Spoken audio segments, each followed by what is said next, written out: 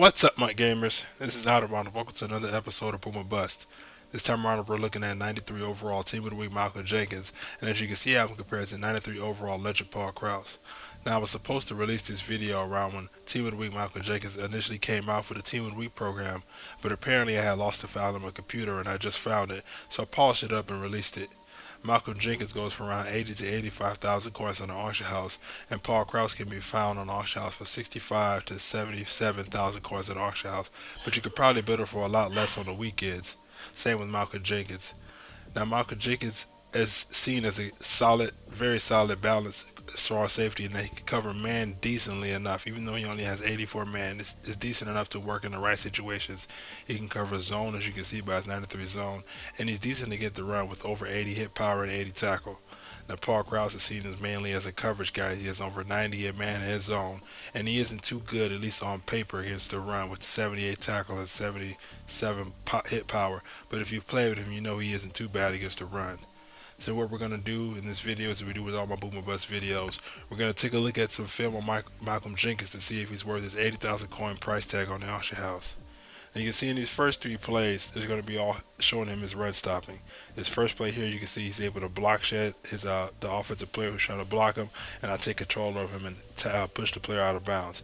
Here he's tackling Derrick Henry, which not a lot of players can do. Well, I mean, players can do it now, but it's pretty hard to tackle Derrick Henry one-on-one in the open field like that. You see he does it right there.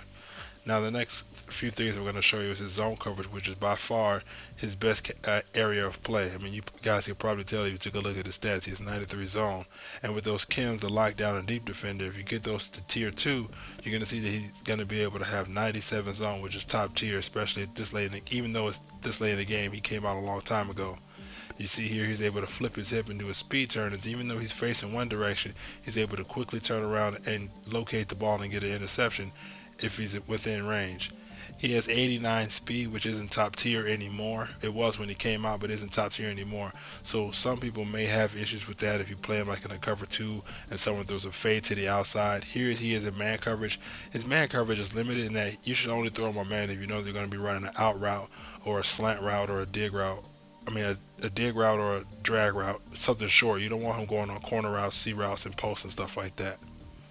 As you can see, he's getting more interception from zone coverage. He actually played very well for me against the pass, against the run, man coverage, zone coverage. I mean, he played pretty well. I didn't have any bad plays out of him. So, to say it the least, I think he's definitely worth the 80,000 coins in the auction house because he's going to be able to do everything well for you. And those chems are pretty good if you have a cornerback that has those chems as well, because the +2 jump and the +2 zone coverage from deep defender is pretty much overlooked. That's it for this video. If you like the content, please like, favorite, subscribe. But if you don't have to.